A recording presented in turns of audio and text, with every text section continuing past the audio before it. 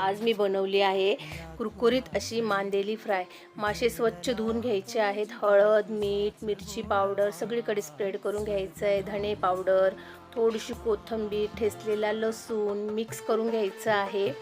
आता इथे मी तवा गरम करायला ठेवलेला आहे। अगदी कडकडीत तेल गरम करून घ्यायचं आहे आपल्याला आणि मासे सोडायचे आहे। अगदी 5 मिनिटं एका साईडने कुरकुरीत मासे शिजू द्यायचे आहेत आणि मग आपण मासे पलटी करणार आहोत।